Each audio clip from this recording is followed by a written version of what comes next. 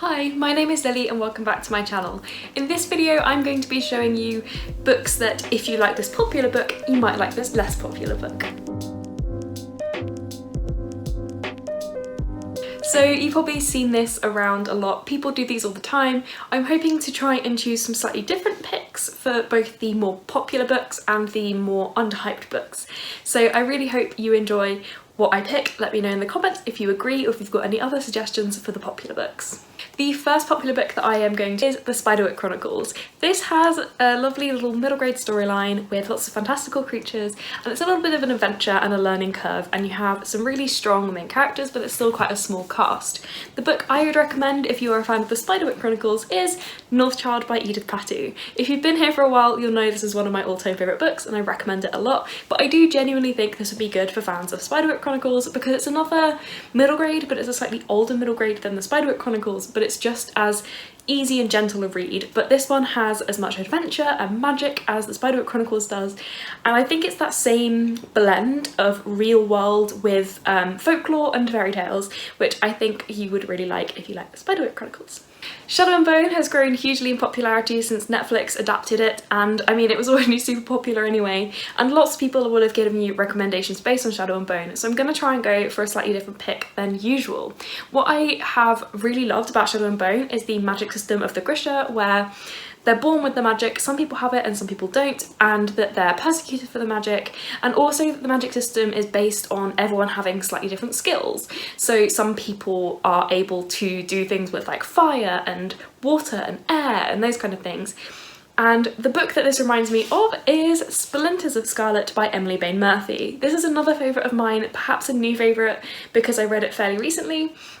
And in Splinters of Scarlet there is a very similar magic system where people are born with the magic and some people have it and some people don't, and the people with magic are not necessarily persecuted for it, but they tend to be used for it in the way that they are in the Grishaverse, where non-magical people kind of enslave the Grisha sometimes, and that's similar in Splinters of Scarlet where they can be abused. But what I really like about Splinters of Scarlet is everyone has very unique and different types of magic. So our main character is able to do things like sewing and embroidery and mending with magic really quickly, and it's kind of similar to the Grisha where everyone's magic is very different and they can all be utilised in different ways. So if you like that idea of the magic system, you like a slightly dark and brooding character in there, this is one for you, especially because there's a lovely mystery element in this one in a similar way there is to Shadow and Bone. One of the most popular books in recent years is Red, White and Royal Blue by Mcquiston. This is a new adult romance that is really funny, kind of fluffy with not too much strife, and it's just really hilarious.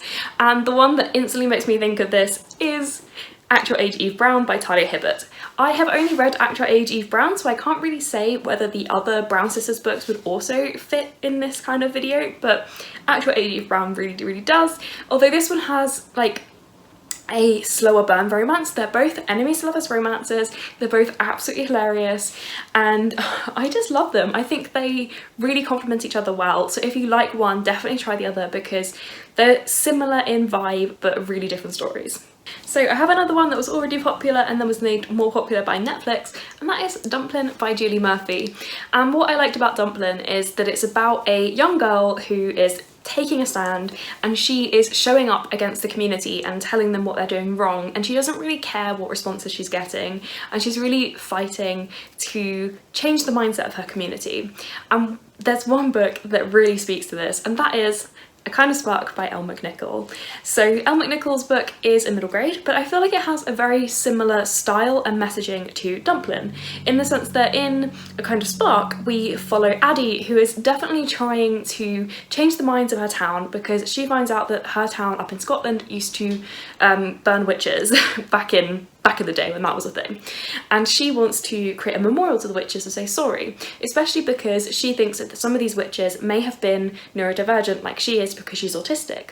And it's kind of about her going on this campaign and trying to change the minds of the town about herself and about these witches, and it's definitely one of those like, I don't care what you think, I'm gonna say what I want to say, which is very similar to Dumpling. Now, if you haven't heard of The Fault in Our Stars by now, I don't know what to say to you. It's perhaps one of the most famous young adult novels ever. And the things I'm picking out in this one are the way that the book kind of helps you to think about grief and life and death, what those kinds of things mean, and the legacy you want to leave behind, and what it means to live a life and live a good life. And there's one book that I think makes you kind of build on those thoughts and to think about it in a slightly different way is The Year After You by Nina Lacour. This one is definitely sadder than The Fault in Our Stars, not in like, The Fault in Our Stars makes you cry at the end. The Year After You is kind of more sad throughout and gets happier as you go along, because it's about a girl sitting with her grief after one of her friends has died, and you don't really know what happened, but you know that she seems to feel some kind of responsibility about it. And it's kind of similar to The Fault in Our Stars in that it makes you think about what happens after people die, how do you go on living after someone dies, and yeah, I think it's very similar. And if you want that kind of introspective and thoughtful book, this is one for you. One of my favourite young adult romance series is To All the Boys I've Loved Before by, sorry, what's her name? Jenny Han. And this one is full of love triangles and miscommunication and all sorts of things like that, and it's really fun and an easy read. The book I would recommend if you like this one is, holding it the wrong way around, Love Boat Taipei by Abigail Hing-wen. So this one is a kind of less fluffy and more, it's kind of slightly darker than To All the Boys I've Loved Before, but it has a similar love triangle sense and of someone going out of her comfort zone, because she's definitely going out of her comfort zone in this book, and it's kind of like, I don't know, it's hard to explain, but that love triangle vibes really got me, and I think there's a lot of similarity between the main characters. Kind of, their personalities are very different, but I think there's something about their attitude toward love and romance that's very similar, and I really, really like that. When Dimple Met Rishi is another favourite of mine, and it's quite popular over here on booktube. This is another young adult kind of rom-com one where it's kind of enemies to lovers, kind of friends to lovers at the same time, and it's about an arranged marriage romance where it's not really arranged marriage properly, but the two main characters' parents are trying to set them up, and they are kind of in different opinions about it. The boy is really on board, and the girl is kind of like, no way, I want to focus on my career and my future, because she's preparing to go to college to study like science and engineering and stuff and she doesn't think she needs a boyfriend just now. And it's kind of all about familial expectations, falling in love and what that means, and also about college and that kind of experience. And one that I would recommend if you like those kind of aspects is American Panda by Gloria Chao. This one is kind of different to When Dimple Met Rishi, because this one is about familiar expectations, but it's kind of like after the fact, because the main character is kind of forced to go to college to become a doctor when she really doesn't want to. She loves to dance, I think that's what it is she likes to do. I can't remember, but she isn't really into going to be a doctor. She hates germs, she's scared of blood, and she falls asleep in all of her science lectures. And she's also only supposed to date people who are Taiwanese, and she falls in love with a boy who is not Taiwanese. So it's a very similar kind of, what do you do when your family has strict expectations of you, and how do you break free in that, but also how do you respect your family and let them know that you still love them. And it's very similar kind of thoughts. I think most people on booktube now have read The Hate You Give by Angie Thomas. This obviously deals with the Black Lives Matter movement and police brutality and what happens after a loved one is killed by the police, and it sort of deals with gun violence and racism. And one book that I think is very similar and will let you think on this more and explore more is Long Way Down by Jason Reynolds.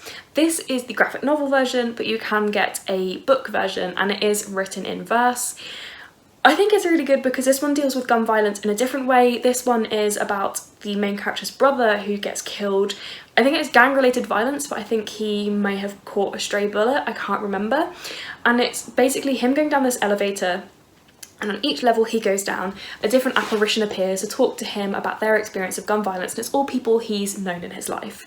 So I think it once again leads you to think about gun violence, the impacts it has, and also how much racism is involved in it as well, and how it can be really difficult for people stuck in these areas to escape from that life because there aren't very many options. So I think it's very good, and if you want to continue thinking on these topics, it's a really great read.